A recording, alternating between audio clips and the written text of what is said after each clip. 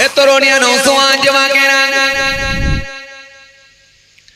या मेरे मुरब्बिया बाबारा सुने के दिन बाबारा जिने के दिन बाबा হাবিবি আজম গিয়ে হাজির হয়ে গেলেন। হাবিবি আজম গিয়ে যাবার পরে তিনি ওই কাস্টমারকে গিয়ে বললেন আমার টাকা দাও, কিন্তু বাড়িতে পুরুষ মানুষ সুতরাং তিনি যার সঙ্গে তিনি যার সঙ্গে টাকা পাবেন তিনি কিন্তু বাড়িতে নাই, তিনি বাড়িতে নাই। বাড়িতে আছে কে? তিনার স্ত্রী, তিনারা হালিয়া বাড়িতে আছেন। হাবিবি আজম গিয়ে পৌঁছালেন, ইন্টারেস্টের টাকাটা তুমি দাও। ওনারা হালিয়া বলেছিলেন আমার স্বামী বাড়িতে নাই, সুতরাং টাকা আমি দিতে পারবো না, অল্প দিন পরে আপনি নেবেন। হাবিবি আজম সেই সময় বলেছিলেন টাকা যদি নাও দিতে পারো তবে মনে রেখে দাও আমার এই আসা যাওয়া আসা এই যাতায়াতে আমার যে কষ্ট হয়েছে এই পারিশ্রমিকটাও তোমাকে দিতে হবে। মহিলা সেই সময় বলেছিল আমার বাড়িতে তো কিছুই না, কেবলমাত্র আমার বাড়িতে ছাগলের একটা মাথা আছে, যদি আপনি ছাগলের মাথাটা নিয়ে যেতে চান এটাই আমি আপনাকে দিতে পারি। তাহলে কিরকম মানুষ ছিল বুঝতে পারছেন তো? হ্যাঁ, টাকা না থাকলে তো উপায় নেই, তারপরে পরে এই যে এসেছি কষ্ট করে আবার যাব কষ্ট করে, এই যাতায়াতে যে কষ্ট সেই পারিশ্রমিকটা পর্যন্ত তিনি ছেড়ে দিতেন। মারাত্মক ব্যাপার। মহিলা সেই সময় বলল যে আমার বাড়িতে স্বামী নাই, যদি পারিশ্রমিক আপনাকে নিতে হয় আমার বাড়িতে একটা ছাগলের মাথা আছে, অর্থাৎ ছাগল নাই, বডিটা পুরো খেয়ে ফেলা হয়েছে, আছে কি ছাগলের মাথা, এই মাথাটা নিতে পারে। হে তরুণিয়া নওজওয়ান জওয়াকেরা ইয়া মাই মুরব্বিয়ানিরা শুনে কে দিদি বাবা।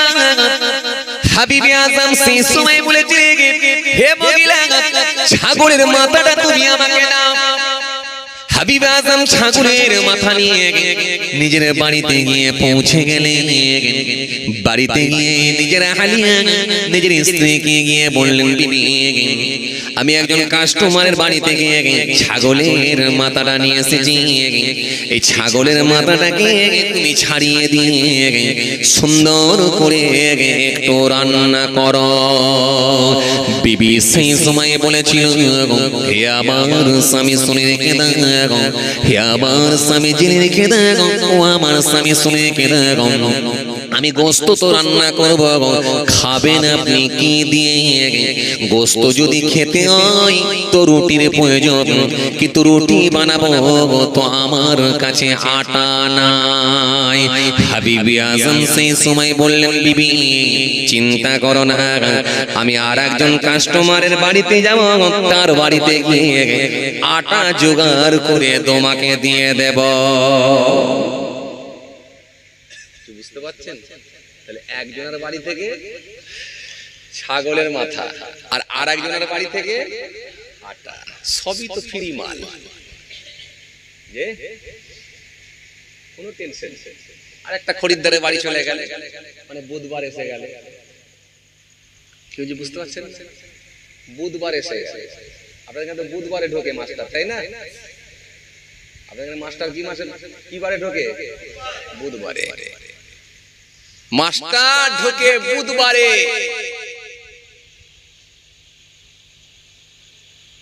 আর সব রেডি হয়ে গেছে সুদ দেবে বলে। জি ভাইরা আমার ভালো করে শুনে রেখে দেন, এই হাবিবে আজম ছাগলের মাথা নিয়ে এসে বিবিকে দিয়েছেন, দিয়ে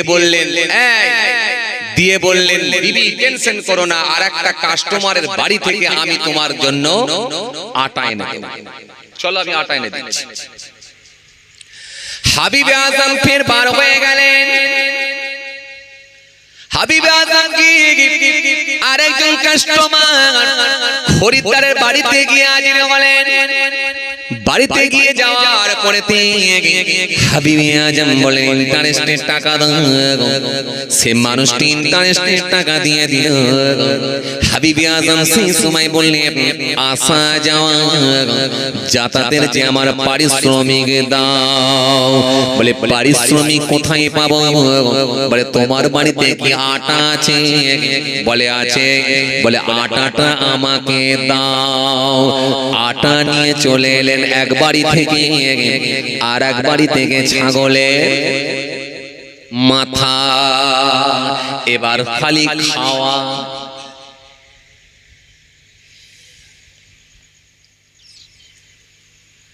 কথা বুঝছেন? আটা নিয়ে এসে ভালো করে রুটি বানানো হলো। ছাগলের মাথা থেকে ছাড়িয়ে গোশত নিয়ে কষে রান্না করা হলো। হাবিবে আজমকে দেয়া হলো। হাবিবে আজম খেতে বসলেন। মজা করে খাচ্ছেন। উনার স্ত্রী উনার হালিয়া তিনি ওই আটা নিয়ে রুটি নিয়ে ছাগলের গোশত পাত্রে নিয়ে যখনই খেতে শুরু করেছে আল্লাহর কুদরতি ক্ষমতা ওই ছাগলের গোশত আর ছাগলের গোশত রইল না, বরং রক্তে পরিণত হয়ে গেল। গোটা প্লেটটা রক্ত হয়ে গেল।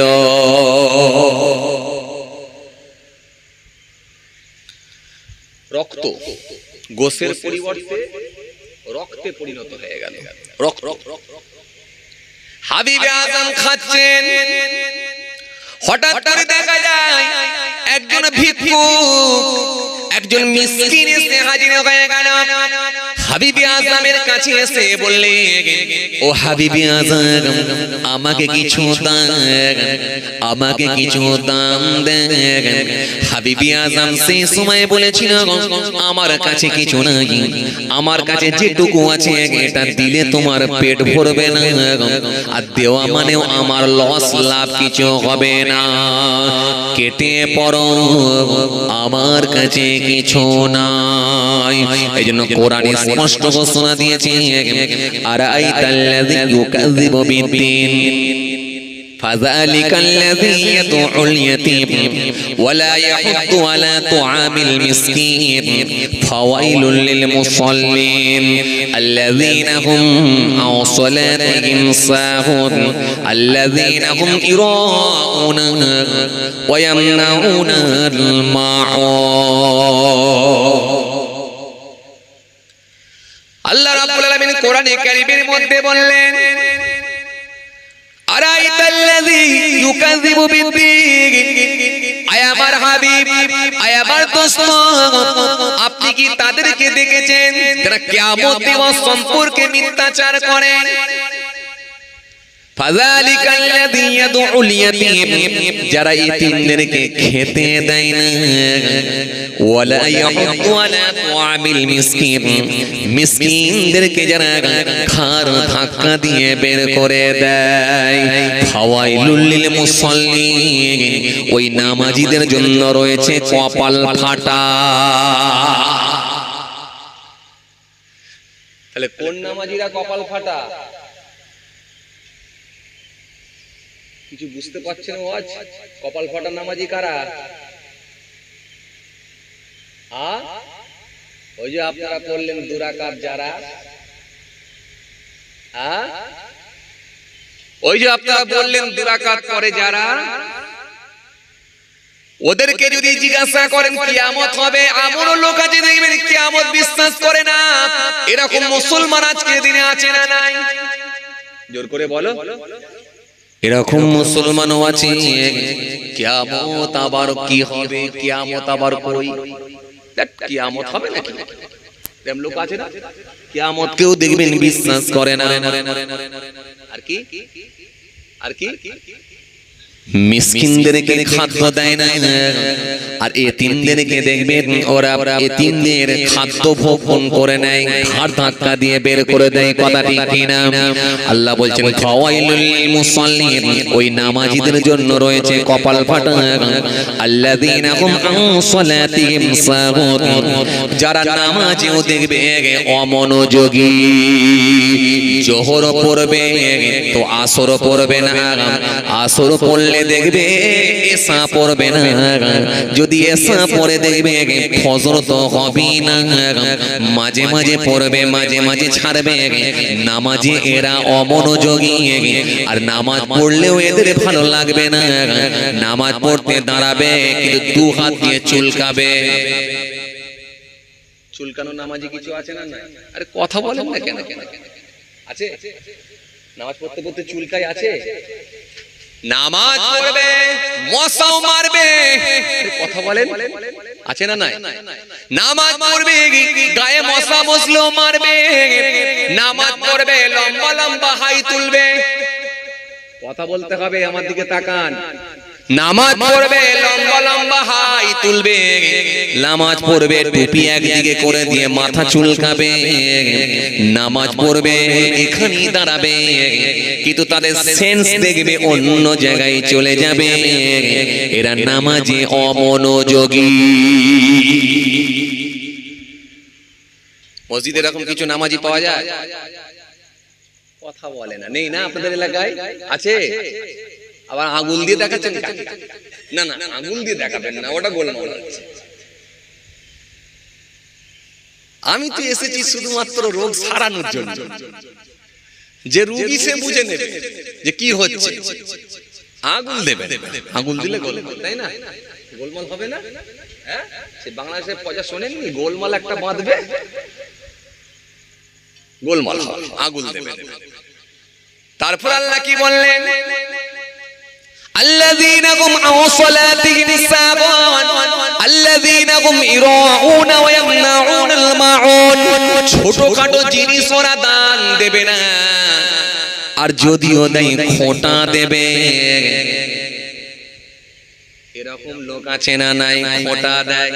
তোর বাপের যখন পেটে লাগছিল, রাত 2টার সময় কেউ বেরোয় না, আমি বেরিয়েছিলাম। সর্বপ্রথম এলাকায় গাড়িটাকে ফোন করে আমি ডেকে হসপিটালে পাঠিয়েছিলাম।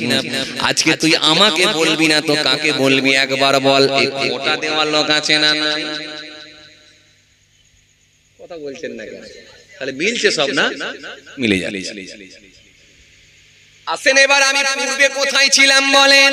কোথায় ছিলাম? অজের চ্যাপটা কোথায় ছিল? সুদ করে ফকিরি।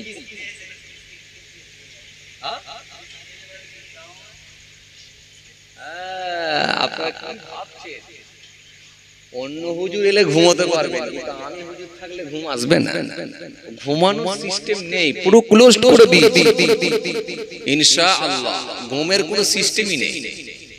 যতক্ষণ চলবে একটা লোক ঘুমাবে না, আর যে ঘুমাবে তার দিকে আমার চোখ যাবে। যে ঘুমানোর কোনো সুযোগই নাই, খালি বুঝতে হবে কি বুঝাতে চাইছি। কষ্ট হচ্ছে আপনাদের? জোর করে বলেন। তাহলে একবার তাকবীর দেন, নারে তাকবীর। ডান দিকের আওয়াজ বেশি, বাঁ দিকে কি দিনের বেলা রোজা রেখেছিলেন নাকি? দিনের বেলা রোজা ছিল? কাদা বেশি আছে ওইদিকে। কি গো ভাই, নাকি না এইদিকে লোক সংখ্যা একটু কম আছে? হ্যাঁ তাই নাকি না এইদিকে বিয়েওয়ালার লোকগুলো সব ঢুকেছে? বিয়েওয়ালার লোকগুলো কি এইদিকে আছে? টেম্পার যাদের কম না, এইদিকে তো আইবুড়ো লোকগুলো আছে। আচ্ছা, আপনাদের এখানে আজকে বিয়েওয়ালার লোক বেশি আছে না আইবুড়ো বেশি আছে গো? মিডিয়া ফিডিয়া যা আছে সবাইকে ধরেই বলতে হবে, না গুনে বলা যাবে না। আচ্ছা, আমি একটু দেখে নেবো কে বেশি আছে তাহলে? কথা বলে না, দেখে নেবো একটু। আচ্ছা ঠিক আছে। ফার্স্ট আপনারা যারা আইবুড়ো আছেন, মানে যারা এখনো বিবাহ করেননি, তারা আগে তাকবীর দেবেন, ঠিক আছে? আর বিয়েওয়ালারা দেবেন না, ঠিক আছে? যারা বিয়ে করেননি তারা দেবেন, যারা বিয়ে করেননি তারা দেবেন। একবার দেন তো দেখি, নারে তাকবীর। এ চাচা আপনি বিয়ে করেননি? চাচাও দিচ্ছেন না, আরে দেন না, মুখটা যেন নড়ে উঠলো মনে হচ্ছে। আচ্ছা তাহলে ঠিক আছে, আচ্ছা ঠিক আছে এবার দেন, ঠিক আছে এবার দেন। হ্যাঁ একটু ঘুম ছাড়ানোর মেডিসিন দিচ্ছি, কথা বুঝছেন না? ঘুমানোর কোনো সুযোগ নেই। আচ্ছা এবার দেন দেখি, যারা আইবুড়ো আছে হ্যাঁ তারা দেবেন, যারা বিয়ে করেননি তারা দেবেন, যারা বিয়ে করেছেন তারা দেবেন না। আবার বলছি, যারা বিয়ে করেছেন তারা দেবেন না, যারা বিয়ে করেননি তারা দেবেন। আচ্ছা এবার দেন তো দেখি, নার দিবে। এটা হচ্ছে আইবুড়ো, তাই তো? এটা হচ্ছে আইবুড়ো। আচ্ছা এবারে পুরো বুড়োদের দেখি একবার, মানে যারা বিয়ে করেছে আর কি। ভোল্টেজ শেষ? আচ্ছা বলছে ভোল্টেজ শেষ। আচ্ছা দেখা যাক, বিয়েওয়ালারা একবার দেন তো দেখি। এই যারা বিয়ে করেনি তারা দেবে না, যারা বিয়ে করেছে তারা দেবে। কে হারে আর কে জেতে? মাঝে মাঝে আপনাদের এখানে ফুটবল খেলা হয়, আইবুড়ো বিয়েওয়ালা হয়। ও বাবা, তাহলে তো মিলে যাচ্ছে। আচ্ছা দেন তো এবার দেখি, যারা বিয়ে করেছেন তারা দেখবেন। টেম্পার কাদের বেশি আছে দেখি, না রে দেখবে।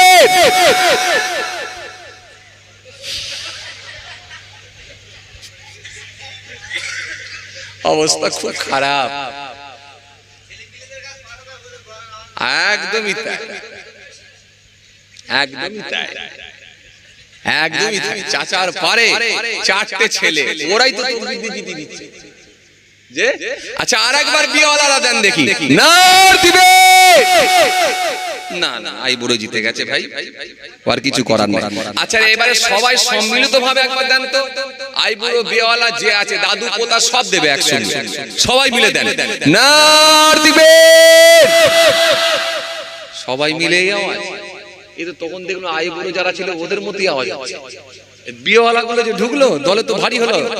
এই সবাই মিলে দেন একবার, না দিবে। মাশাআল্লাহ, একবার দরুদ শরীফ আল্লাহুম্মা সাইয়্যিদানা মাওলানা, আওয়াজ দিয়ে ওয়া আলা আলি মাওলানা সাল্লাল্লাহু। আচ্ছা এবারে বলেন, ও যে চ্যাপ্টার কোথায় ছিল, কোন জায়গায় ছেড়ে আর দূরে এলাম? কোথায়?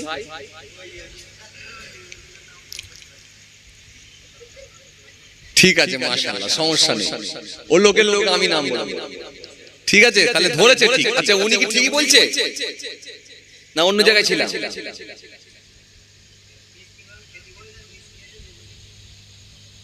ওখানে ছিলাম না অন্য জায়গায় ছিলাম?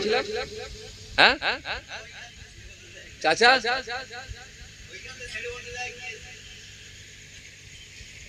চাচা কি বলছে? বলছে ওদিকে না এদিকে। হ্যাঁ চাচাও ঠিক জায়গাতেই আছে, ঠিক জায়গায় আছে। মানে উনি হচ্ছে হাবিব আজম মিসকিন এসেছিল ওই জায়গায় আছে, আর উনি আছে ওনার স্ত্রী যে রুটি খেতে গিয়ে রক্ত হয়ে গেল ওই জায়গায় আছে। তার মানে একই জায়গায় কাছাকাছি আছে, এদিকে আর ওদিকে, তাই না? তাহলে ঠিক জায়গায় আছে। হ্যাঁ তরুণিয়া নওজোয়ান জওয়ানেরা, ইয়া মাই বুড়ো প্রিয়ানেরা, বাবারা শুনে কে দিন বাবা, বাবারা জেনে কে দিন বাবা। হাবিবি আজমের স্ত্রী ওনারা হালিয়া যখন রুটি আর গোশত খেতে বসলেন, হঠাৎ করে দেখা যায় গোটা প্লেটে গোশত আর নাই, সব রক্তে পরিণত হয়ে গেছে।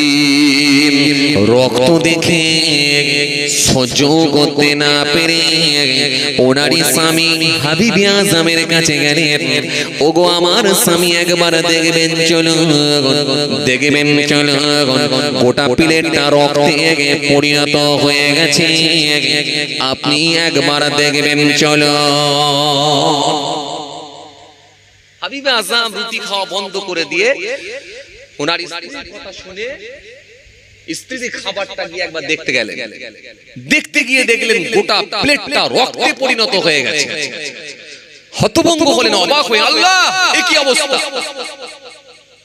হাবিব আজম সেই সময় চিন্তিত হয়ে বললেন, টেনশনের মধ্যে পড়ে গেলেন, ও আমার আল্লাহ বুঝে বুঝেছি আজকে তুমি আমাকে দেখিয়ে দিলে কারণ সারাটা জীবন যতদিন আমি বেঁচে আছি এই এতদিন আমি বেঁচে আছি সুদের সঙ্গে আমি সম্পৃক্ত সুদের কারবার সুদের লেনদেন সুদের টাকায় আমি ভক্ষণ করি এরই জন্য তুমি আমাকে দেখিয়ে দিলে আমার প্লেটটা রক্তে পরিণত হয়ে গেছে আমার বিবির প্লেটটা রক্ত আমি আজ থেকে ওয়াদা দিলাম তওবা করে নিলাম ও আমার আল্লাহ যতদিন বেঁচে থাকবো কোনোদিন আর সুদ খাবো না যতদিন বেঁচে থাকবো কোনোদিন আর হারাম জিনিস আমি আর ভক্ষণ করব না তওবা করলাম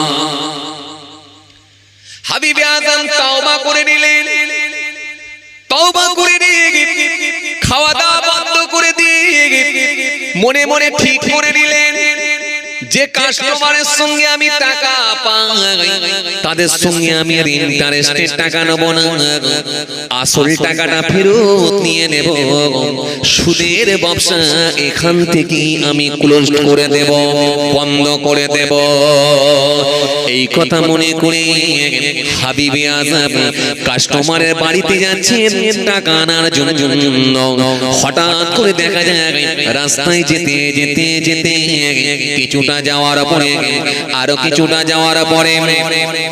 যাওয়ার পরে কতগুলো বাচ্চা ছেলে মাঠেতে ধুলো বালু ময়লা নিয়ে খেলাধুলা করে হাবিবে আযমকে দেখতে পেয়ে তারা থমকে দাঁড়িয়ে গেল দাঁড়িয়ে গিয়ে বলল ভাই সাইড হয়ে যা হাবিবে আযম আসছে সুদখোর আসছে মস্ত বড় সুদখোর মস্ত বড় পাপী লোক আসছে এই পাপী লোকের যদি জুতার ধুলোটা আমাদের গায়ে এসে পড়ে যায় আমরা প্রত্যেকটা ছেলে নাপাক হয়ে যাব সরে যাও সরে যাও সরে যাও হাবিবে আযম এই কথাটা শুনে কাঁদতে শুরু করে দিলেন আল্লাহ কত বড় আমি পাপী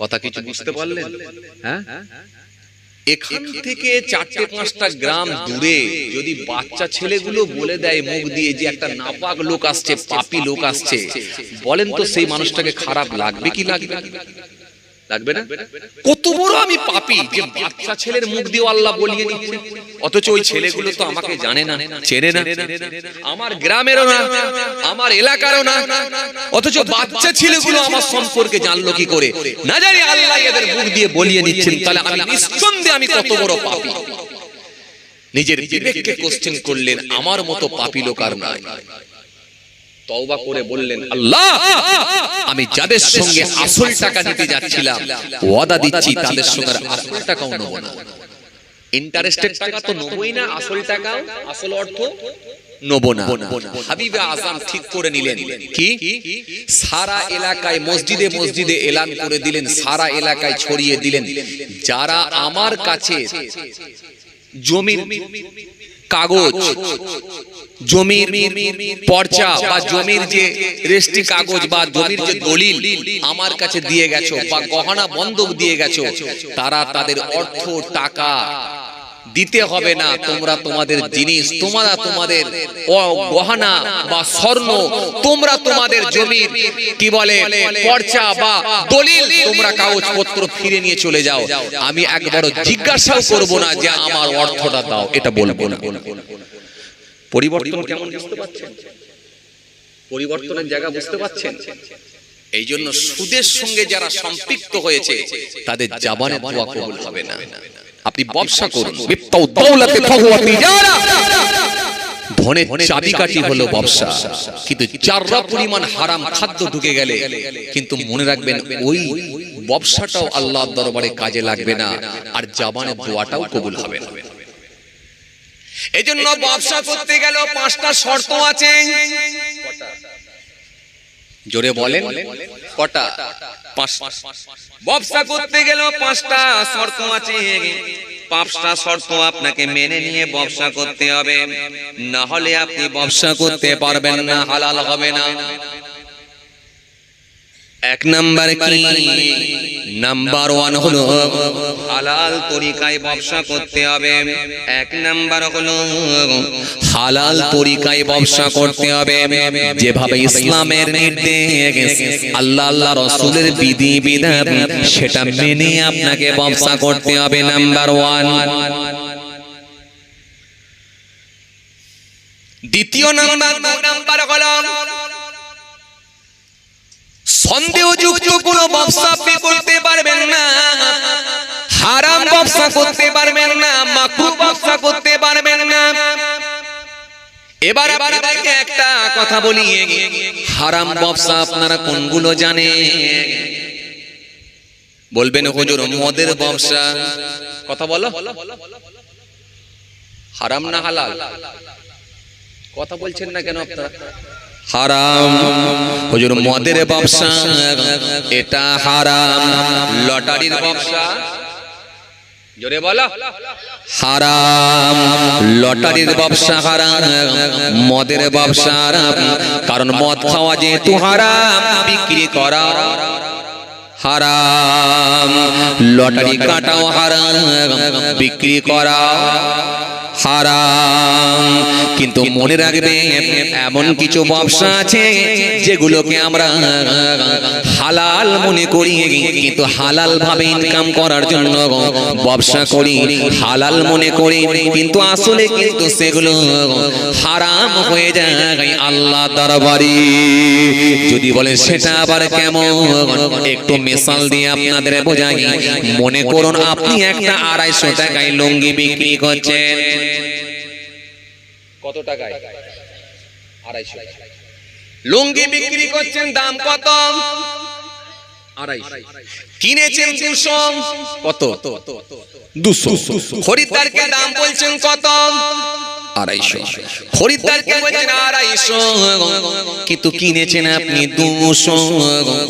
খরিদ্দার আপনাকে দাম করছে, খরিদ্দার আপনাকে বলছে লুঙ্গি আমি নেব, কিন্তু ভাই 250 দিতে পারবো না, 200 টাকা নাও।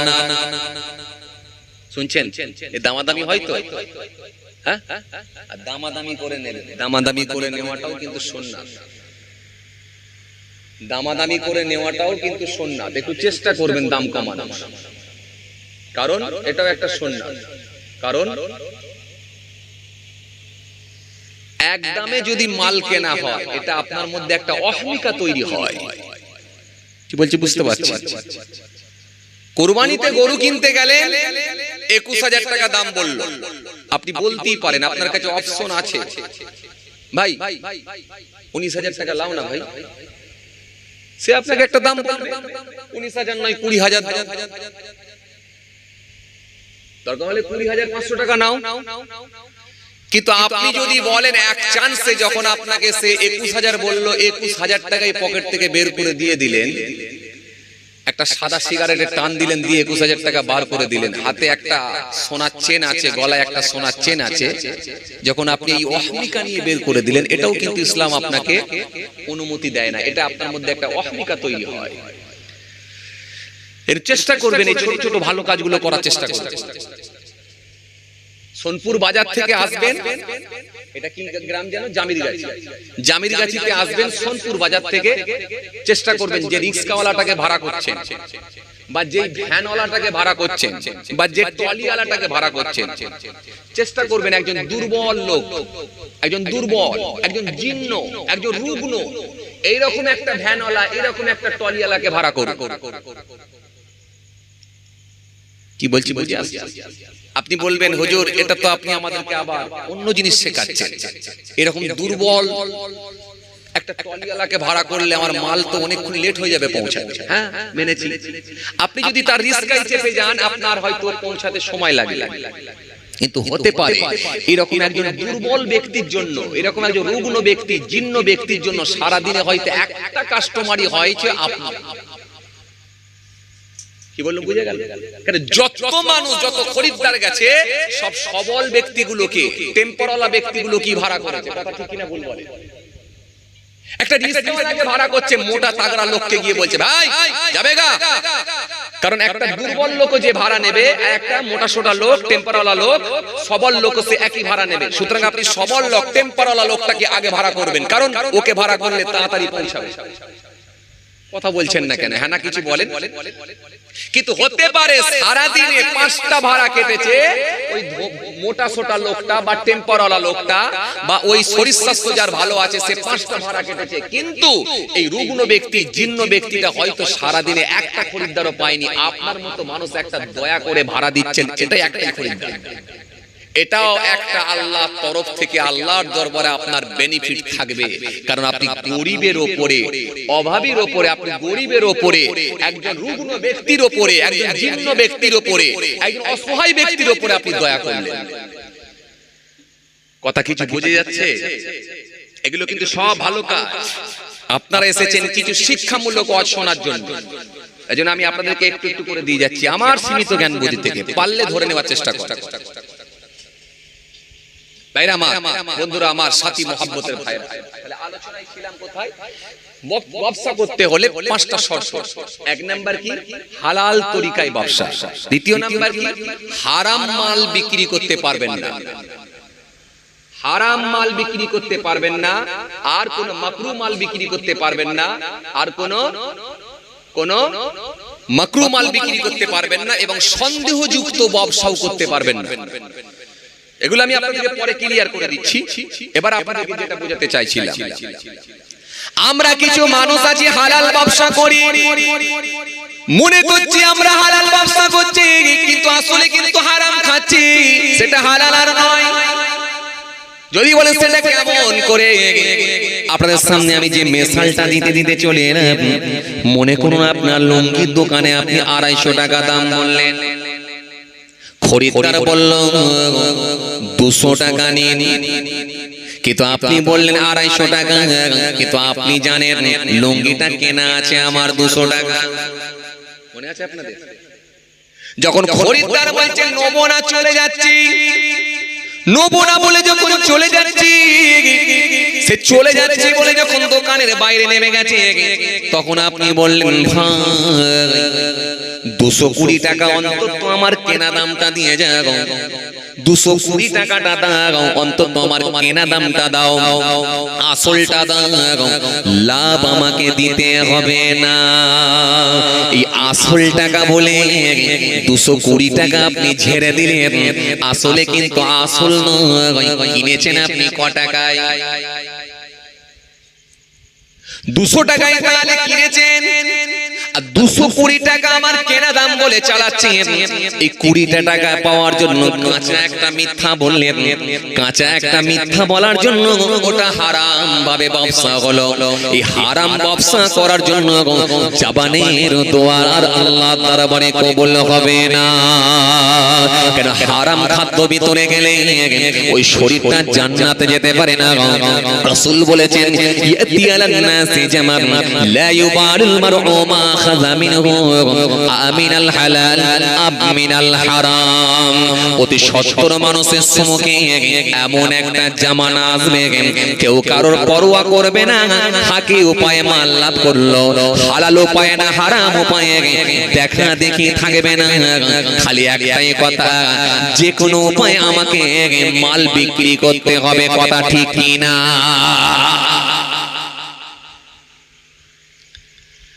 হালাল উপায় না হারাম উপায়ে দেখা দেখি থাকবে না। খালি একটাই কথা, যে কোনো উপায়ে আমাকে মাল বিক্রি করে দিতে হবে। কথা ঠিক কিনা ভুল বলেন? কথা বুঝতে পারছেন কিছু? তাহলে এটা কিন্তু হালাল ব্যবসা করতে গিয়ে হারাম হয়ে গেল। আসুন, তাহলে ব্যবসা করতে হলে 5টা শর্ত। 1 নম্বরে বলেছিলেন, 2 নম্বরে কি? হারাম ব্যবসা করা যাবে না। এবার হারাম ব্যবসা করতে পারবেন না, এরপরে আপনাকে বুঝে রাখতে হবে আপনি হারাম ব্যবসা করতে পারবেন না, এমনকি মাকরু ব্যবসাও করতে পারবেন না। এবার আপনাকে বলি, মদ খাওয়াও হারাম, বিক্রি করাও হারাম, লটারি কাটাও হারাম, বিক্রি করাও হারাম, হারমোনিয়াম বাজানো হারাম, বিক্রি করাও হারাম। এবারে মাকরু ব্যবসা কোনগুলো জানেন? যেগুলো আপনি ব্যবসা করবেন মাকরু মাকরু হবে সেই জিনিসগুলো খেলেও কিন্তু ওই অর্থটাও কিন্তু ওই অর্থটাও ভোগ করা কিন্তু ওটাও কিন্তু আপনার জন্য মাকরু হবে। যদি বলেন সেটা কেমন, একটুখানি বলি। অনেক চাচা আছে দেখবেন, অনেক দাড়িওয়ালা আছে দেখবেন, আমাদের সমাজে অনেক মানুষ আছে দেখবেন, এরা মুখে দেখবেন দাড়ি পাঠিয়েছে, 5 ওয়াক্ত নামাজ পড়ে, মাথায় টুপি দেয়, পান দোকান করেছে, পান দোকান করে দেখবেন পান দোকান চালাচ্ছে, হালাল ব্যবসা করছে, কিন্তু দোকানের ভেতরে আছে দেখবেন পান আছে, দোকানে তার বিস্কুট আছে, চা আছে, কত রকমের খাবার রেখেছে, কিন্তু তার ভেতরে একটা মাকরু জিনিস ঢুকিয়েছে, সেটা হলো বিড়ি অথবা সিগারেট। এই বিড়িটাকে বিক্রি করে অর্থটাকে মাকরু করে ফেলে, এমনও কিছু দোকানদার আছে। কিছু বুঝতে পারছেন? হ্যাঁ,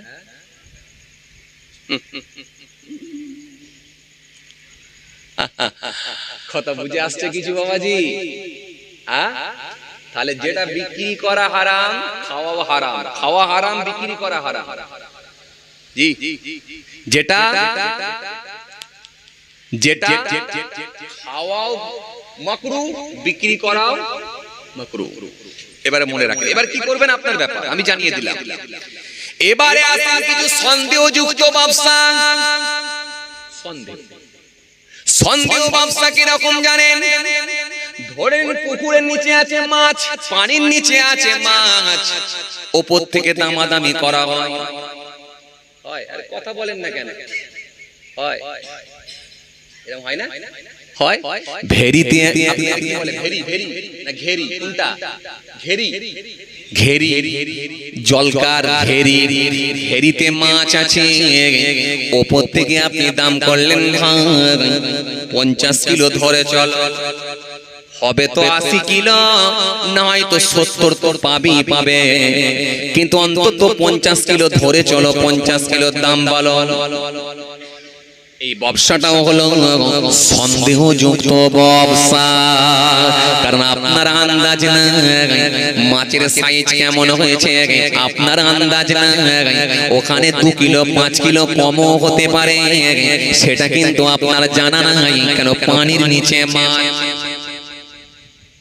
কথা বলছেন না কেন? বলেন। গাছের ওপরে আছে ডাব, সবগুলোকে আপনি ডাব হিসাবে বিক্রি করলেন, আপনি বললেন ভাই এখানে 200টা ডাব আছে, 200টা ডাব আছে বলে চালিয়ে দিলেন। ওই ডাবগুলো যখন পাড়া হলো, কোনটাই হয়তো ঝুড়ো হতে পারে। কি বলে আপনারা ঝুনো? যেটা খারাপ হয়ে যায় ওটাকে কি বলে? ভুয়ো। ভুয়ো আমাদের ওখানে বলে ঝুনো, নাকি বলে ঝুনো? আচ্ছা, নারকেল শুকিয়ে গেলে ঝুনো। আর এটাকে কি বলে? ডাব না থাকলে, পানি না থাকলে ঝুড়ো। ভুয়ো, খারাপ, ভুয়া, অনেক কিছু ব্যাপার। তাহলে যার ভেতরে পানি নাই ওটা কিন্তু আর ডাব হিসাবে ধরা যাবে না। যেটাকে ডাব হিসাবে আপনি বিক্রি করলেন, এই সন্দেহযুক্ত ব্যবসা, এটাও কিন্তু ইসলামে জায়েজ না, এটাও কিন্তু ইসলাম কিন্তু বারণ করেছে। না না, অনেকে ব্যবসা করে দেখবেন চোরাইয়ের ব্যবসা। আছে না? নাই? আপনি এমন একটা কারখানা তৈরি করে রেখেছেন যেখানে মোটরসাইকেল এসে আপনার কাছে বিক্রি হচ্ছে, কম পয়সায় কিনছেন, আর ওখান থেকে ইঞ্জিন আলাদা করছেন, চাকা আলাদা করছেন, বডি আলাদা করছেন, হেডলাইট আলাদা করছেন, পিস পিস করে মাল তুলে নিয়ে কলকাতা মল্লিক বাজারে বিক্রি করছেন। চোরাইয়ের ব্যবসা, এটাও কিন্তু ইসলামে জায়েজ না।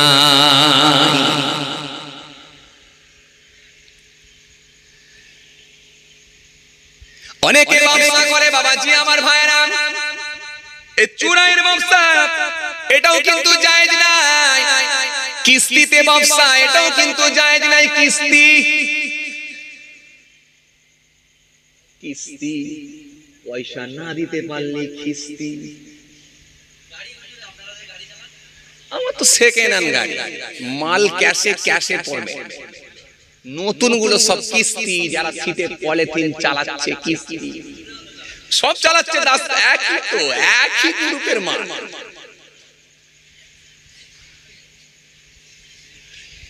শরীয়ত তো কারোর জন্য পাল্টাবে না।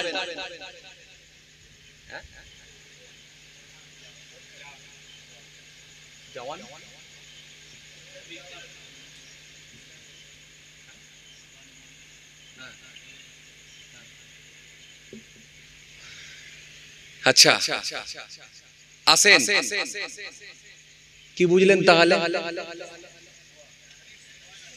কিস্তি টাকা দিতে হবে আপনাকে, কিস্তি না দিতে পারলে খিস্তি।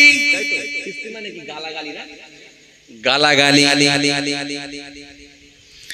তাহলে দিতে হবে আপনাকে কিস্তি, কিস্তিতে গাড়ি চাপা, কিস্তিতে লোনেতে বাড়ি করা, লোনের টাকায় মোবাইল কেনা, এটাও কিন্তু ইসলামে নিষিদ্ধ, চলবে না। তবে একটা কথা শুনে, কিস্তিতে আপনি নিতে পারবেন না, কিস্তিতে আপনি নিতে পারবেন না, চুক্তিতে আপনি পারবেন। পারবেন না আপনি কিস্তিতে, নিতে পারবেন আপনি চুক্তিতে। চুক্তি বোঝেন? এবার আপনাদেরকে একটু বুঝিয়ে দিই, চুক্তি আলাদা জিনিস আর কিস্তি আলাদা জিনিস। মনে করুন আপনি একটা মোটরসাইকেল কিনবেন, আপনাদের এখানে শোরুম কোথায়?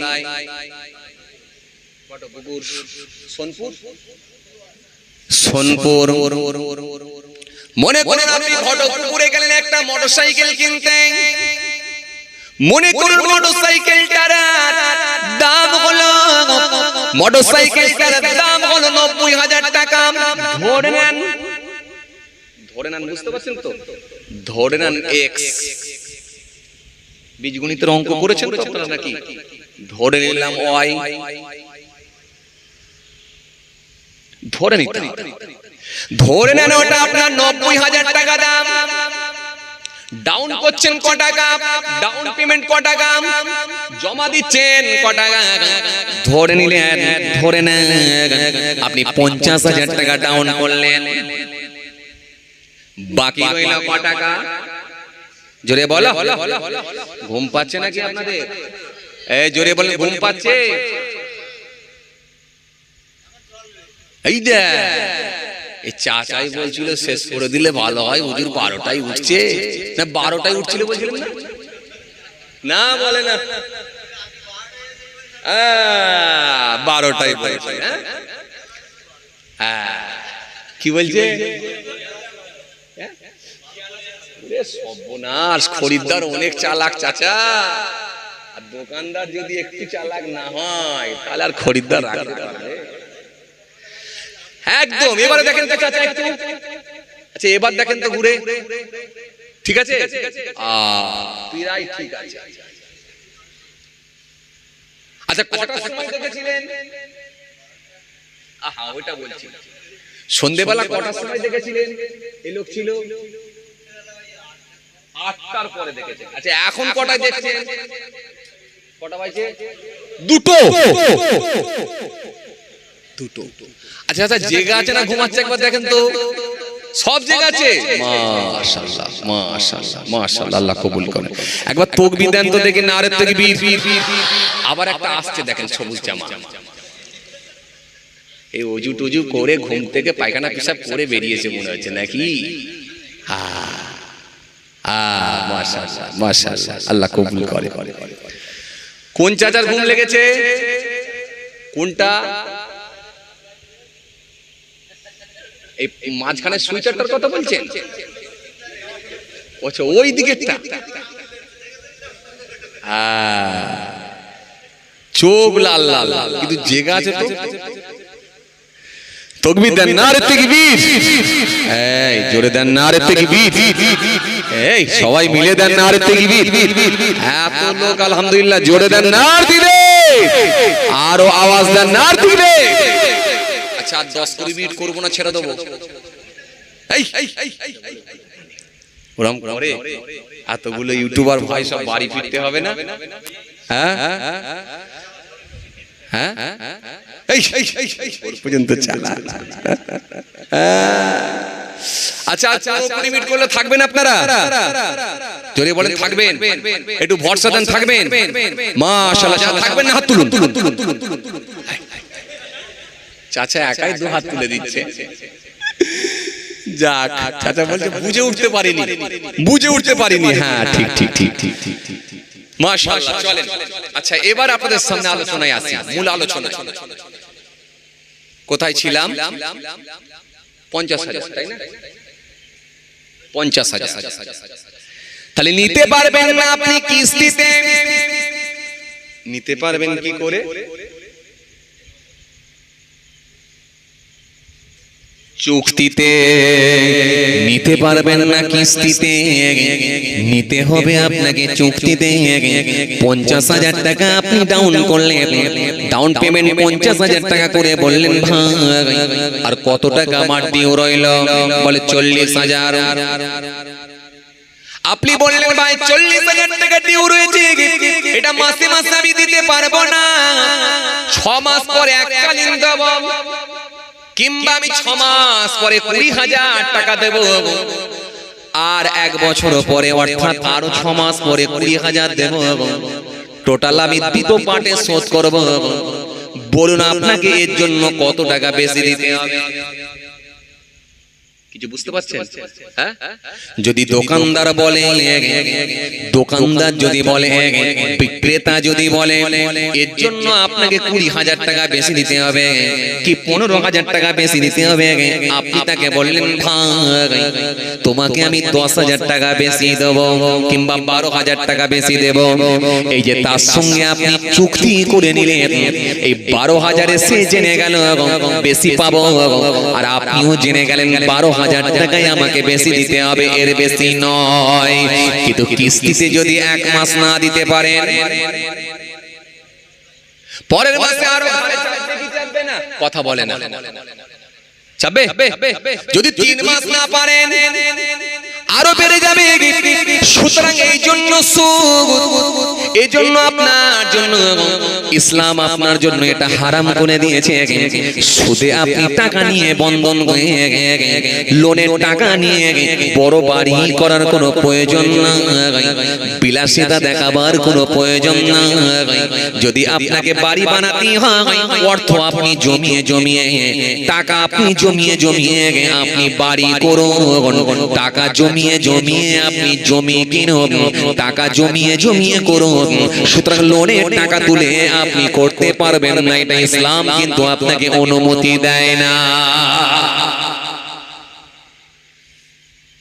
কথা কি বললাম বুঝে গেল? তাহলে ইসলাম আপনাকে এটা অনুমতি দেয় না লোনের টাকা তুলবেন। কিন্তু আমাদের সমাজে কিছু মানুষ আছে দেখবে 1.5 লাখ টাকা দেখবে ইন্দিরা আবাসনের ঘরের জন্য 1.5 লাখ টাকা পেয়েছে, কি 1,20,000 টাকা পেয়েছে, তার সঙ্গে আরো 1.5 লাখ টাকা বন্ধন লোন নিচ্ছে, আর বুধবারে পেমেন্ট করছে। আপনারা কি বললেন? বুধবার বললেন তো? কথা বলেন না, বুধবার তো? বুধবারে পেমেন্ট করছে। ওখান থেকে সে তুলেছে কত? 1.5 লাখ টাকা, আর আগে পেয়েছে কত টাকা? 1,20,000। হলো কত? 2,70,000। 2,70,000। এই 2,70,000 দিয়ে একটা সে 2 কামরা ঘর বানিয়ে ফেলল। মনে মনে ভাবলো 1 কামরা, ভবিষ্যতের কথা চিন্তা করে বানিয়ে ফেললাম 2 কামরা। 1.5 লাখ টাকা লোন নিয়ে নিলেন, এটা কিন্তু ইসলাম আপনাকে অনুমতি দেয় না। এবার একটা জরুরতের মাসলা বলে দিই।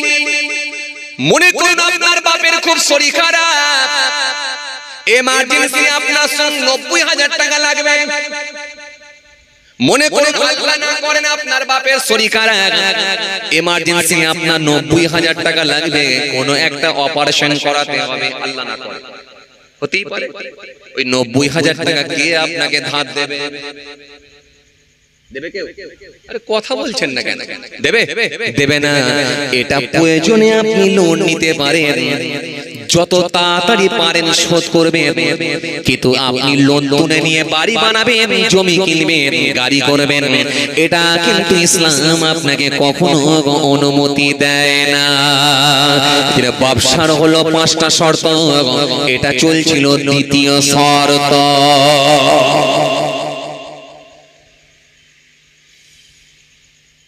আচ্ছা, মূল আলোচনায় কোথায় ছিলাম বলেন তো?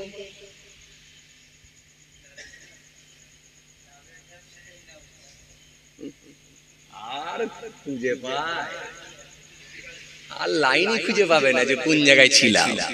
আর পাবেন মূল আলোচনায় পাবে না আর খুঁজে। মূল আলোচনা কোনটাতে ছিল, কোনটার থেকে আমি এত দূর চলে এলাম, পাবে না খুঁজে।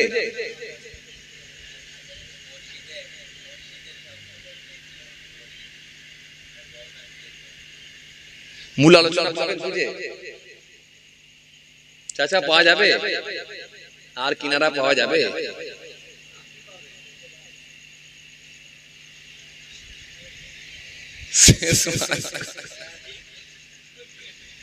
চলেন এইবার দোয়া কর দিয়ে আর হবে না, অনেকক্ষণ হয়েছে।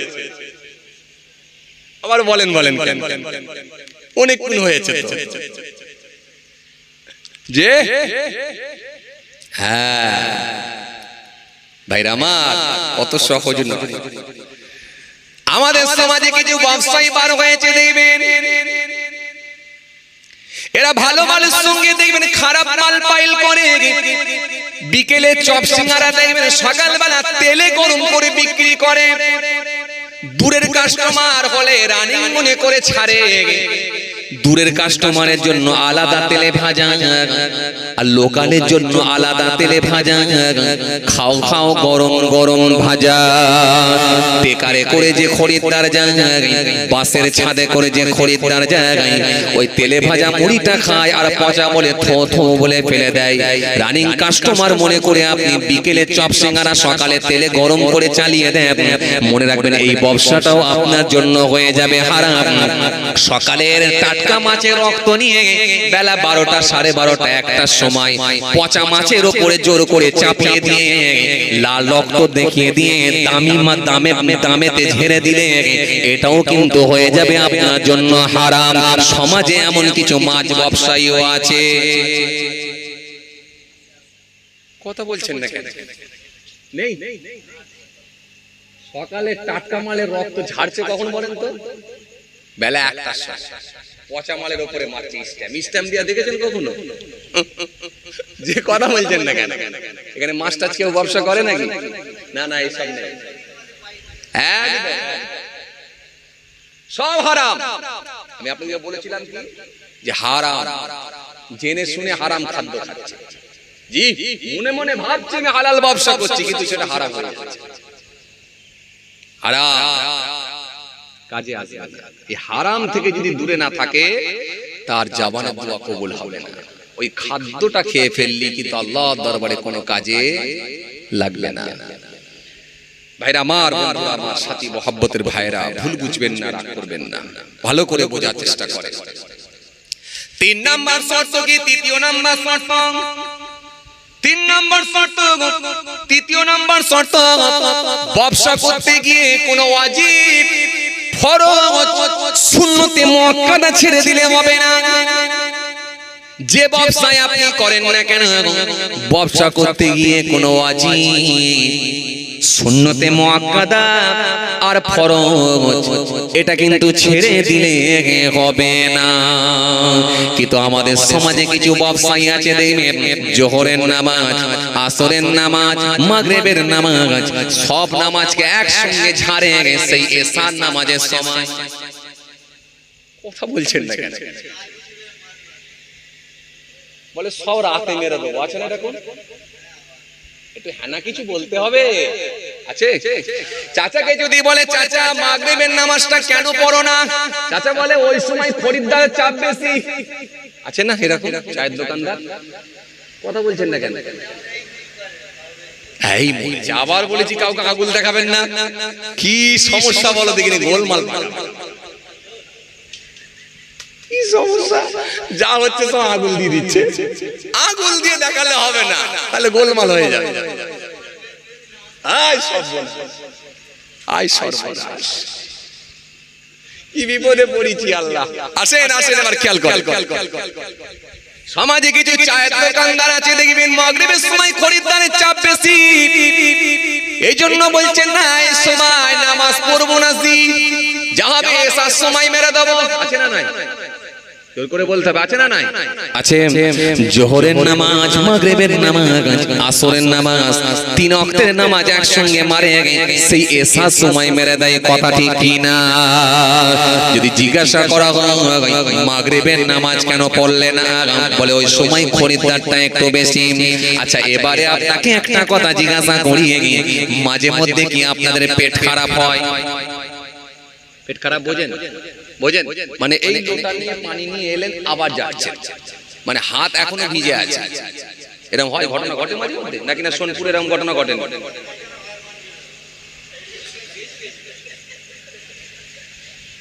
খুলে কালি ঢেলে দিয়েছে, বুঝতে পারছি, হয় এরকম তো? আচ্ছা, এবারে বলেন মাগরিবের সময় খরিদ্দারের চাপ বেশি, আর যদি ওই সময় লেগে যায় বেশি, কি করবেন? এসার সময় দেবেন? কথা বলেন না কেন? গোলমাল করে ফেলছে, আমাকে বলতে হবে, বলেন এবার। যদি ওই সময় লেগে যায় বেশি, খরিদ্দারের চাপও বেশি, যদি বলে এসার সময় একবারও দোবসি, পারবেন? হ্যাঁ না কিছু বলেন, বাস্তবটা বলেন। পারবেন? পারবেন না, কেন ওই সময় আর যাওয়া ছাড়া কোনো উপায় না। তাহলে এবারে বলে আল্লাহর হুকুমের গুরুত্ব যদি আগে না দিয়ে খরিদ্দারের গুরুত্ব যদি আপনি আগে দিতে যান, তাহলে কপালে বিপদ আছে না নাই? তাহলে এবারে বলে যদি আপনি খরিদ্দার ছেড়ে দিয়ে যদি মনে করতে আল্লাহর হুকুমের গুরুত্বটা আমাকে আগে দিতে হবে, তাহলে ওই নামাজটা আল্লাহ দরবারে কবুল হয়ে যেত, আর ওই নামাজ সমস্ত রকমের পাপ থেকে আপনাকে বাঁচিয়ে দিত। কারণ কোরআন স্পষ্ট ঘোষণা দিয়েছে, ইন্নাস সালাতা তানহা আনিল ফাহশাই ওয়াল মুনকার, নিশ্চয়ই নামাজ সমস্ত রকমের অশ্লীলতা, নিশ্চয়ই নামাজ সমস্ত রকমের পাপ থেকে মানুষকে দূরে রাখবে। কিন্তু আমরা এত রকমের পাপী, এমন পাপী হয়ে গেছি, আমাদের মধ্যে নামাজ নাই, রোজা নাই, যদিও হয় ঠিকঠাক ভাবে হয় না, তো জবানের দোয়া কেমন ভাবে কবুল হবে বলো না? তাহলে ফরজের গুরুত্ব আগে দিতে হবে, ওয়াজিবের গুরুত্ব দিতে হবে, এরপরে কি সুন্নতে মুআক্কাদার গুরুত্ব দিতে হবে। তাহলে ব্যবসা করতে গেলে 5টা শর্ত বলেছিলাম, এটা কটা হলো? জোরে বলো, কটা হলো? 3টা। 4 নম্বর হলো, 2 নম্বর হলো, 4 নম্বর হলো, 4 নম্বর হলো। বাবাজি আমার ভাইরা শুনে রেখে দিন, ব্যবসা করলে ওই ব্যবসাটা কিন্তু ব্যবসা করলে ব্যবসাটা মনে রাখবেন, ব্যবসা করলে প্রত্যেকের হক কিন্তু আপনাকে আদায় করতে হবে। কারণ হকগুলো যদি আপনি আদায় না করেন, প্রত্যেকের হক, বাবা মায়ের হক, শ্বশুর শাশুড়ির হক, ভাইয়ের হক, আত্মীয়র হক, এই হকগুলো যদি আদায় না করেন, ওই ব্যবসাও কিন্তু আপনার জন্য হালাল হবে না। অনেক চাপ, অনেক চাপ ভাইরা আমার, এত সহজ ব্যাপার না। একটা জমিকে 3 বার করে বিক্রি করে দিয়ে তাড়াতাড়ি বড় লোক হয়ে যাওয়াটা খুব সহজ ব্যাপার। 10 টাকার লটারি কেটে 50 লাখ টাকা পেয়ে যাওয়াটা খুব সহজ ব্যাপার, কিন্তু ওটা বেশি দিন থাকবে না, এটা একবার ভাবার দরকার। তার আগে আল্লাহ আপনাকে বড় রোগ অসুখ দিয়ে হয়তো হসপিটালের বেডে শুইয়ে দিতে পারে, এটাও ভাবা দরকার। চলেন আর একটা বাকি ভাইরা, আর ওখানে আমি ছেড়ে এসেছিলাম কোন জায়গা থেকে মনে আছে? আসল ওয়াজ কোথা থেকে ছেড়ে এসেছিলাম মনে আছে? যেটা বলতে বলতে চলে এলাম, মাঝে মাঝে মনে করাতে হবে। বলেন কোন জায়গায় ছেড়ে এলাম?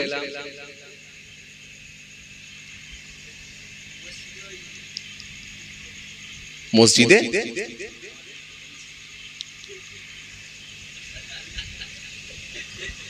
মনে করেন, ভুলে গেলে তো হবে না, ভুলে গেলে হবে? বলেন, জট করে বলেন, জট করে বলেন।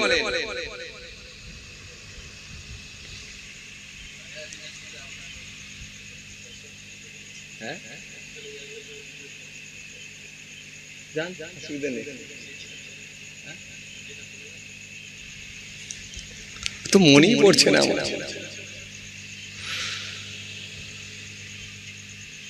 মনেই পড়ছে। ভাই এবারে বলেন কোন জায়গায় ছেড়ে এলাম?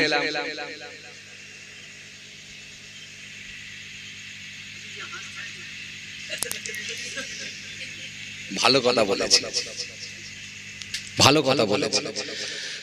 হাবিবে আজম চারিদিকে এলান করে দিলেন, কি বললেন? হ্যাঁ বলেন বলেন, হচ্ছিল তো, বলেন। যা ঠিক বলেছে, ঠিক বলেছে, মনে আছে, ফেরত নিয়ে চলে যাও, আর আমার কাছ থেকে তোমাদের টাকা দিতে হবে না, যাও ফেরত নিয়ে চলে যাও। হাবিবে আজম এলান করে দেওয়ার পরে সকলের টাকা পয়সা ফিরিয়ে দিলে, ফিরিয়ে দিলে হাবিবে আজম থাকতে না পেরে বাবাজি আমার ভাইরা বসরার জমিনে চলে গেলেন।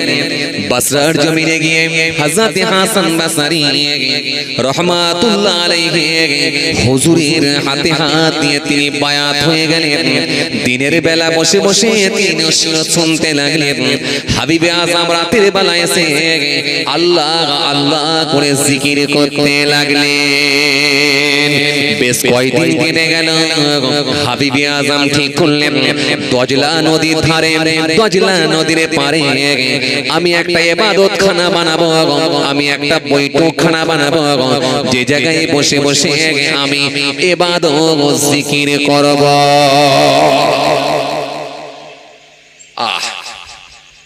কেমন চেঞ্জ বুঝতে পারছেন, কেমন পরিবর্তন বুঝতে পারছেন? আসল টাকাটা পর্যন্ত ফেরত দিলেন না, যার যেটা আছে সব বুঝিয়ে দিলেন। এটাই হচ্ছে পাল্টে গেল। এইভাবে যদি কেউ পাল্টাতে পারে তার জবানের দোয়া আল্লাহ কবুল করে নেবে, কোনো চাপ নাই। হে তরুণিয়া নওজওয়ান যুবকেরা, ইয়া মাই বুড়ো বুড়িয়ানিরা, শুনে রেখে দিবি মামা, কিতাবের মধ্যে পাওয়া যায় এইভাবে কয়দিন কেটে যাওয়ার পর হাবিবে আজম যখন বাড়ি ফেরে, রাতের অন্ধকারে বাড়ি ফেরে, ওনারা হালিয়া ওনার স্ত্রী বললেন, ও আমার স্বামী কয়দিন কেটে গেল, কয়দিন কেটে গেল, কয়দিন কেটে গেল, আজকে আমি ভুকা অবস্থায় আছি, ক্ষুধার্ত অবস্থায় আছি, আপনি কি আমার জন্য কোনো খাবারের ব্যবস্থা করবেন না? হাবিবে আজম সেই সময় বলেছিলেন, ও আমার বিবি শুনে রেখে দাও, ও আমার বিবি জেনে রেখে দাও, টেনশন নেও না, চিন্তিত হও না।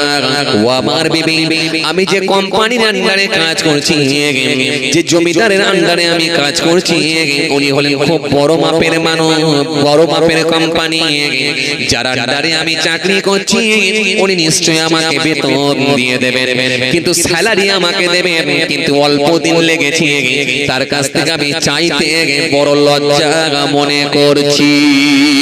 ও আমার বিবি, আর কয়েকটা দিন অপেক্ষা করো, 10 দিন হয়ে গেলে 10 দিনের মাথায় নিশ্চয় তিনি আমার বেতন আমাকে বুঝিয়ে দেবে। 10 দিনের মাথায় আমার বেতন পেয়ে যাবো আশা করছি। বিবি আর কয়েকটা দিন সবর কর। এইভাবে বিবিকে বুঝিয়ে নিয়ে মাঝে মাঝে চলে যাচ্ছেন হাসান বসরি হুজুরের কাছে। দজলা নদী তারেতে তিনি একটা বৈঠকখানা খানকা বানিয়েছেন। ওই খানকায় বসে বসে ওই বৈঠকখানায় ইবাদতখানায় বসে বসে সারাদিন ধরে তিনি জিকির করে চোখের পানি ছেড়ে কাঁদে। হাবিবি আজম পুরোটাই পরিবর্তন হয়ে গেলেন। বাড়িতে এসে যখন একবার ভিক্ষুক এসে পৌঁছেছে, হাবিবি আজম কিছু তিনি আর নিজের জামাটা খুলে ভিক্ষুককে দিয়ে দিয়ে বললেন, ভিক্ষুক তুমি আমার জামাটা নিয়ে যাও, আমার বাড়িতে আর কিছুই নাই।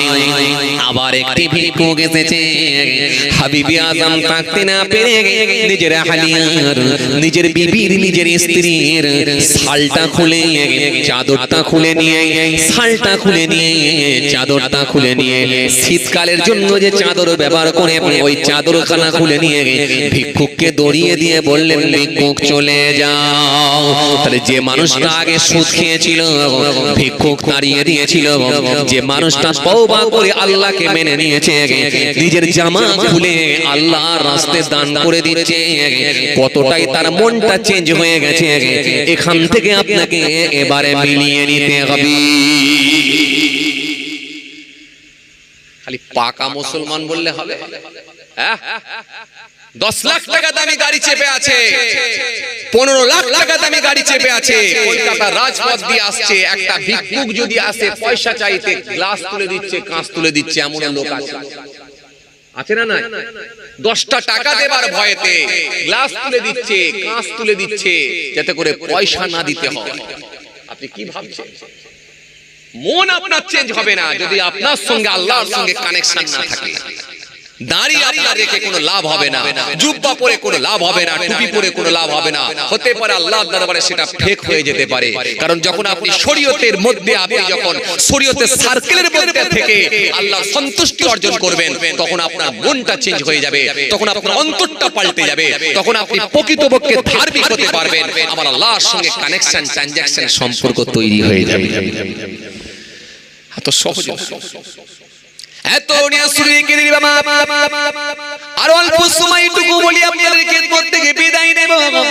বাবাজি, আমার ভাইরা, যে কথা আপনাদের চাইছি না, হাবিবে আজম বিবিকে সান্ত্বনা দিয়ে বললেন, বিবি 10টা দিন অপেক্ষা করো, আশা করছি আমি যে কোম্পানির আন্ডারে কাজ করছি নিশ্চয় আমার বেতন তিনি বুঝিয়ে দেবেন। এই মনে করে কয়েকদিন কেটে গেল, আস্তে আস্তে 5 দিন, 6 দিন, 7 দিন হয়ে গেল, 8 দিন হয়ে গেল। 8 দিন হয়ে যাওয়ার পরে হাবিবে আজম দাজলা নদীর ধারে গিয়ে ইবাদতখানার মধ্যে বসে বসে ঝরঝর করে কাঁদতে লাগলেন, ও আমার আল্লাহ, আর মাত্র কয়েকদিন, আর মাত্র কয়েকদিন, ও আমার আল্লাহ, আর মাত্র 2 দিন, আমি আমার বিবিকে কি বলে বোঝাবো? ও আমার আল্লাহ, আল্লাহ দরবারে কাঁদতে লাগলেন, কাঁদতে শুরু করলেন, ঝরঝর ঝরঝর করে কাঁদতে লাগলেন, চোখের পানি ফেললেন। 9 দিন হয়ে গেল, বাড়িতে গেলেন, বিবি বললেন, ও আমার স্বামী, আমার জন্য কি কোনো খাবার নিয়ে এসেছেন? স্বামী বললেন, বিবি গো, একটু সবর করো, আমি আশা করছি আমার কোম্পানি এবারে বেতন বুঝিয়ে দেবে। তোমাকে আমি 10 দিন টাইম দিয়েছিলাম, এখনো তো 10 দিন হয় না। বিবিকে সান্ত্বনা দিয়ে পরদিন হাবিবে আজম আবার দজলা নদীর ধারে গেলেন। দজলা নদীর ধারে গিয়ে হাবিবে আজম ওই ইবাদতখানার মধ্যে বসে বসে চোখ ভরা পানি নিয়ে, বুক ভরা বেদনা নিয়ে ঝরঝর করে কাঁদতে লাগলেন, কাঁদতে লাগলেন, কাঁদতে লাগলেন। মাবুদ, আজকে 10 দিন হয়ে গেল, সন্ধ্যায় আমি গিয়ে কি আমার বিবিকে বলবো? এই কথা মনে করে ঝরঝর করে কাঁদতে লাগলেন। হঠাৎ করে দেখা যায় সন্ধ্যার সময় বাড়ি যাবে, হঠাৎ করে দেখা যায় সন্ধ্যার কিছু পূর্বে হঠাৎ করে দেখা যায় কয়েকজন বিদেশি মুসাফিরের চেহারা নিয়ে, আল্লাহর পাঠানো কয়েকজন বিদেশি মুসাফিরের চেহারা নিয়ে কয়েকজন ব্যক্তি গিয়ে হাজির হয়ে গেলেন। প্রথম ব্যক্তি দরজার সামনে গিয়ে ঠোকা মারলেন। দরজার সামনে গিয়ে যখন ঠোকা মারলেন, হাবিবে আজমের স্ত্রী দরজাখানা খুলে দিলেন। খুলে দেওয়ার সাথে সাথে সাথে একজন বিদেশি মুসাফিরের চেহারা একজন ব্যক্তিকে দেখা গেল, মুখে তার দাড়ি ফোটে না, সুন্দর চেহারা নিয়ে, সুন্দর আকৃতি নিয়ে, সুন্দর পোশাক পরে আছে, চেহারা খানা নূর চমকাচ্ছে, গোটা শরীর দিয়ে খুশবু ছুটছে। এরকম একজন ব্যক্তি এসে এক বস্তা আটা দিয়ে বললেন, মা আটাটা তুমি নিয়ে যাও, খাও, আর তোমার স্বামীকে বলবে যদি ইবাদত বাড়াতে পারে, ডিউটি যদি ভালো দিতে পারে, ডিউটি ভালো দিলে মালিক তার স্যালারি বাড়িয়ে দেবে। একটু জোরে হবে না? পরের পাঠ, কিন্তু মসজিদে কথা বলে জলসার মাহফিলে হলে কিছু মানুষ গিয়ে বসছে, সারা রাতের যদি জলসা হয়, সারা রাত ধরেও দেখবে কিছু মানুষ বসে থাকে। ঈদের দিনে যখন মাঠে দেখবে, ঈদগাহ ময়দানে দেখবে এলাকার মানুষরা গিয়ে হাজির হয়ে যায়, সকলে গিয়ে ঈদগাহ মাঠেতে দাঁড়িয়ে যায়, কেউ একটু অ্যাডভান্স যায়, কেউ একটু লেটেতে যায়, কেউ খুশবু মেখে আতর মেখে দেখবেন শেষে যায়, আবার যারা রোজা রাখে না তারাই দেখবেন ফার্স্টে যায়।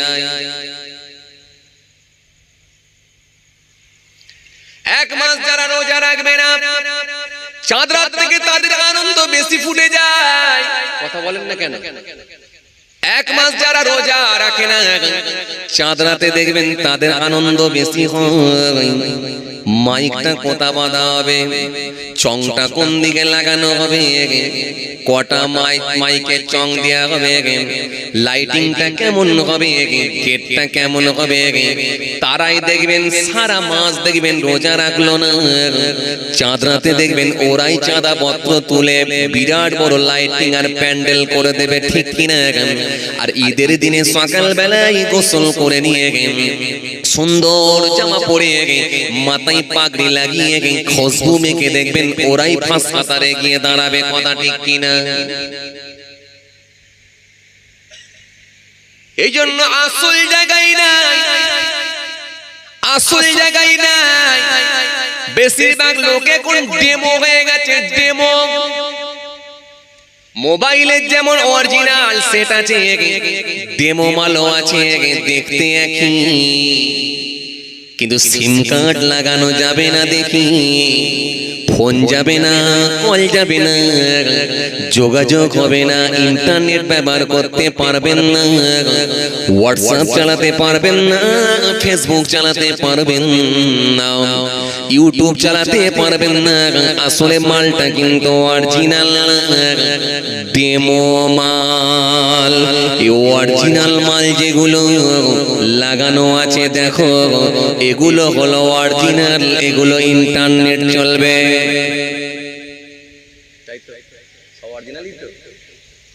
কটা আছে?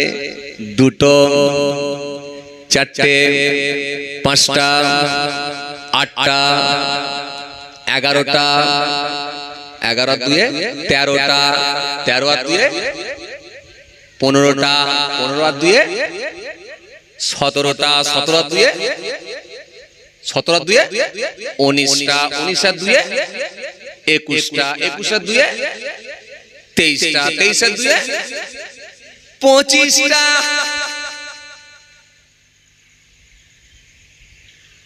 আসলে এগুলো অরিজিনাল, এগুলো ডেমো না।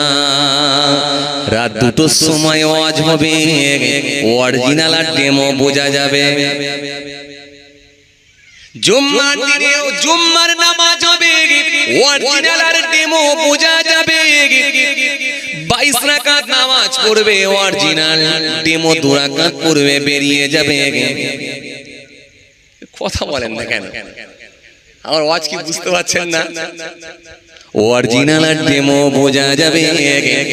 এবারে বলেন অরিজিনাল যদি না ফেক দাড়ি রেখে ফেক জামা পরে ডেমো মাল হয়ে আল্লাহর কাছে দোয়া চাইলে কোনো দোয়া কবুল হবে না।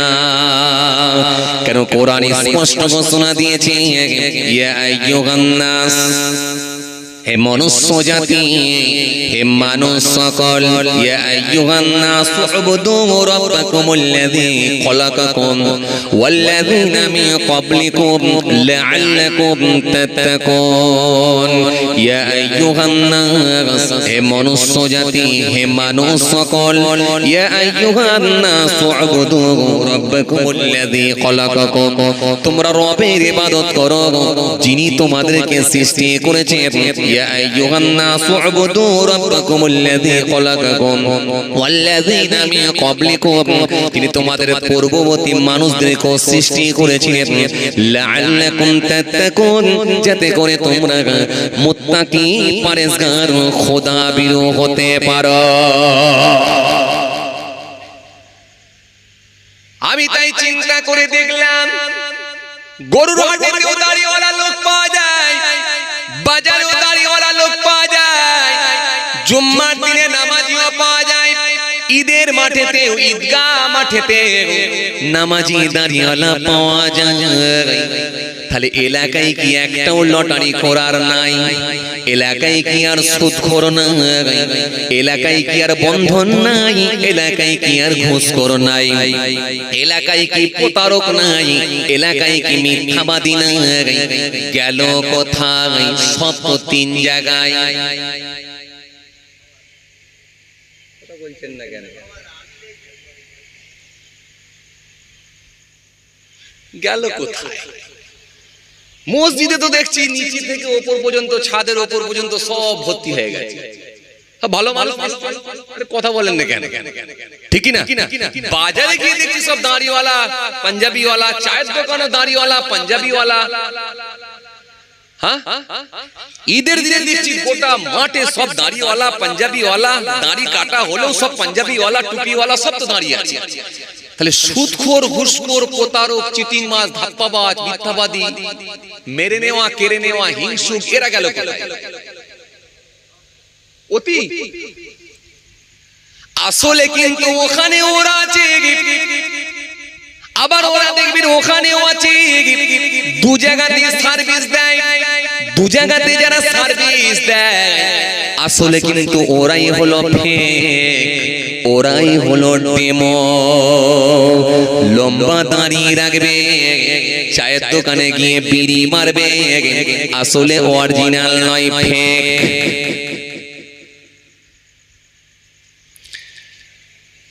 মসজিদে গিয়ে জোহরের নামাজ পড়বে, আবার নিজের বাড়িতে বিবিকে দিয়ে বন্ধনও করাবে। আপনাদের এলাকায় নেই সব? কম একটু, হ্যাঁ না কিছু? যদি বলেন না নেই, আলহামদুলিল্লাহ। কি বলেন? আর যদি বলেন থাকে তাহলে বলবো মাশাআল্লাহ, না না ইন্নালিল্লাহ। কোনটা?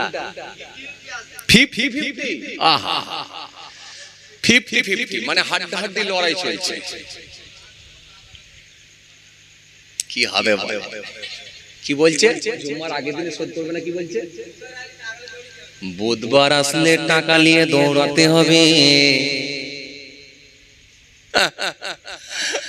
বুধবার আসলে টাকা নিয়ে দৌড়াতে হবে, সব বন্ধন ঢুকে আছে। কি হবে? জলসা হবে, জলসা করতে হবে। কি বলেন আপনারা? হ্যাঁ, দামি কোম্পানি হুজুর নিয়ে আসতে হবে। জি, ঈদের দিনে ভালো করে বেশ প্যান্ডেলটা করতে হবে। ভাই, ইসলাম আবেগ দিয়ে চলে না, ইসলাম বিবেক দিয়ে চলে। বিবেককে কাজে লাগিয়ে যদি কেউ আমরা সঠিক পথের দিকে ধাবিত হতে পারি, ইসলামের দিকে ধাবিত হতে পারি, তবেই আমাদের জন্য রয়েছে শান্তি, তবেই আমাদের জন্য রয়েছে কল্যাণ। ইসলাম আবেগ দিয়ে চলে না, সবসময় মনে রাখবেন বিবেক দিয়ে চলে। আর যদি নিজের বিবেককে না কাজে লাগাতে পারেন, তাহলে ইহকালেও শান্তি পাবেন না, আর পরকালেও কাঁদতে হবে। তখন কিন্তু কেউ আপনাকে বাঁচাতে যাবে না। ভাইরা আমার, সাথী মহাব্বতের ভাইরা, ভুল বুঝবেন না, রাগ করবেন না। আসলে যাদের বাড়িতে বন্ধন ঢুকে আছে, মনে রাখবেন যারা সুদের সঙ্গে সম্পৃক্ত হয়েছে, যত নামাজি পড়ুক, যত দাঁড়িয়ে রাখুক, ওদের নামাজও কবুল হবে না, ওদের দাঁড়িও কবুল হবে না। লিখে রেখে দেন, মৃত্যু পর্যন্ত ওদের দোয়াও কবুল হবে না।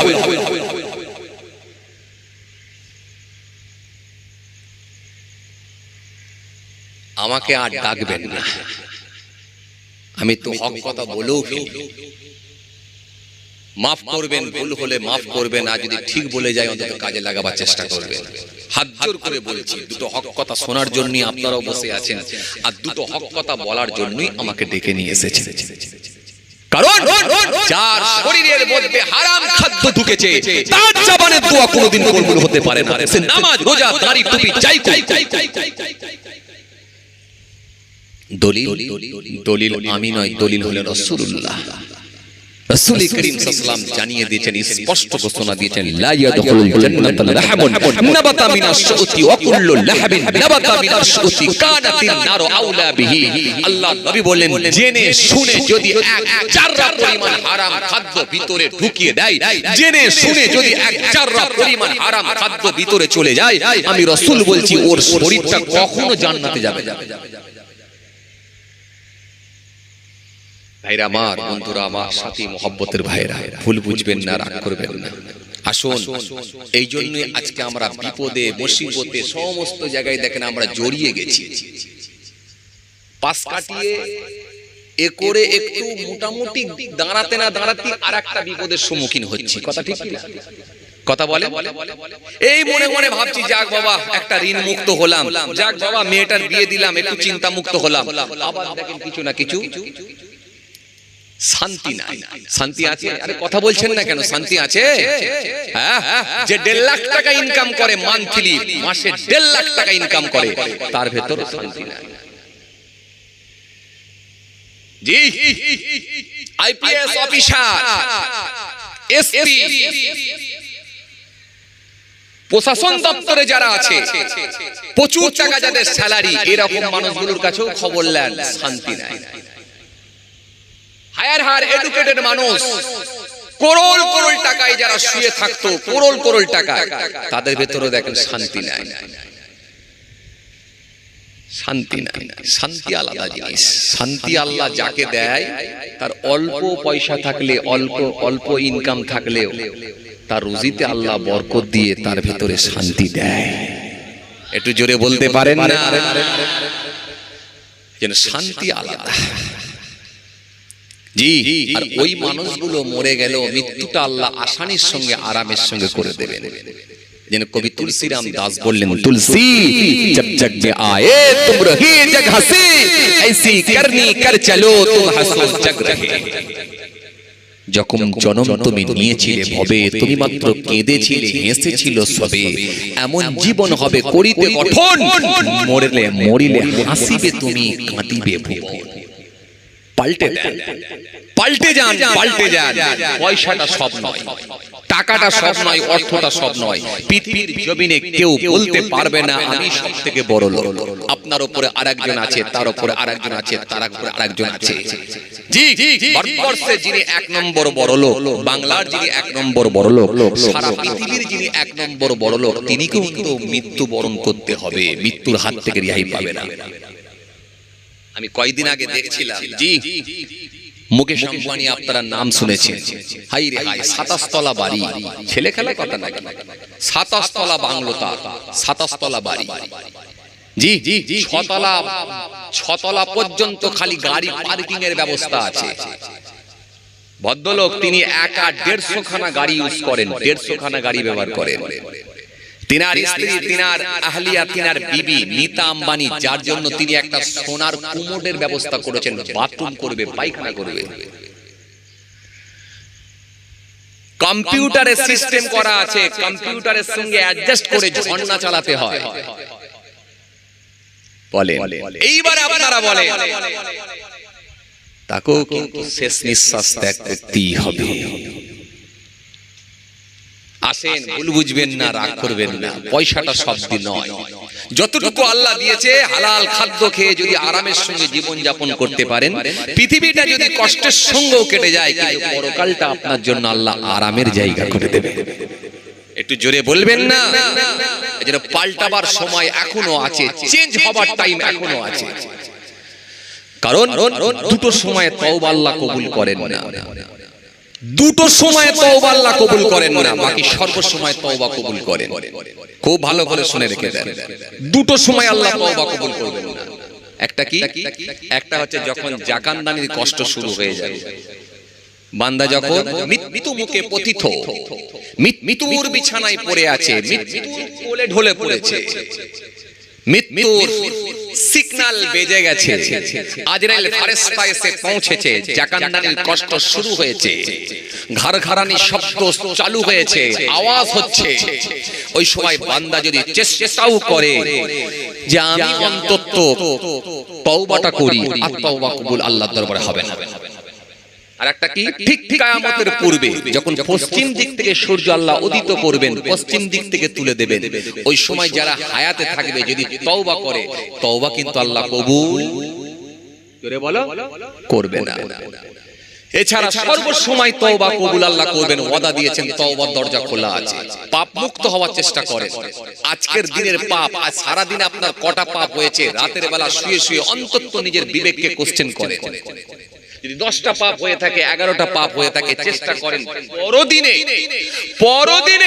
অন্তত সেটা আমি 5টায় 7টার মধ্যে কভার করব। পরদিনে যদি 5টা 7টা পাপ হয়ে থাকে, জেনে শুনে যদি আপনি বুঝতে পারেন যে আমার দ্বারাই 7খানা পাপ হয়েছে, তার পরদিনে চেষ্টা করেন তার থেকে কমাবো। যতটা পাপ কমাতে পারবেন ততটাই আপনার জন্য মঙ্গল। জেনে শুনে আপনি সুদের সঙ্গে সম্পৃক্ত হবেন না। জি, কোরআন স্পষ্ট ঘোষণা দিয়েছে, কোরআন স্পষ্ট ঘোষণা দিয়েছে, আল্লাহ রাব্বুল আলামিন সুন্দর করে জানিয়ে দিয়েছেন। বাবাজি আমার ভাইরা, আল্লাহ রাব্বুল আলামিন স্পষ্ট ঘোষণা দিয়েছেন, ওয়াহাল্লাল্লাহুল বাইয়া ওয়া হাররামা রিবা, আল্লাহ ক্রয় বিক্রয় বৈধ করে দিয়েছেন, সুদ তোমাদের জন্য হারাম করে দিয়েছেন, সুদ তোমাদের জন্য হারাম করে দিয়েছেন। এইজন্য সুদের সঙ্গে যারা সম্পৃক্ত হবে তাদেরকে কিন্তু আল্লাহ ছাড়বে না, আল্লাহ ছাড়বে না। আল্লাহ রাব্বুল আলামিন কোরআনে কারীমের মধ্যে স্পষ্ট ঘোষণা দিয়েছেন, ইয়ামহাকুল্লাহু রিবা ওয়া ইয়ারবিস সাদাকাত।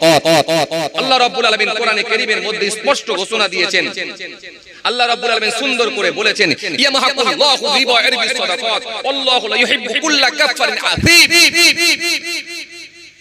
আল্লাহ স্পষ্ট ঘোষণা দিয়ে সুন্দর করে বলে দিলেন যে আল্লাহ রাব্বুল আলামিন ইয়ামহাকুল্লাহু রিবা ওয়া ইয়ারবিস সাদাকাত, আল্লাহ স্পষ্ট ঘোষণা দিয়ে বললেন, সুদ তোমাদের জন্য ধ্বংস হোক, সুদকে আমি আল্লাহ ধ্বংস করলাম, আর সাদকাকে আমি আল্লাহ বৃদ্ধি করলাম, বাড়িয়ে দিলাম। ভাইরা আমার, বন্ধুরা আমার, যাদের বাড়িতে বন্ধন ঢুকে আছে বন্ধ করুন। আমি আপনাদের সামনে একটুখানি আলোচনা করি। কষ্ট হচ্ছে কি আপনাদের? একটু জোর করে বলেন।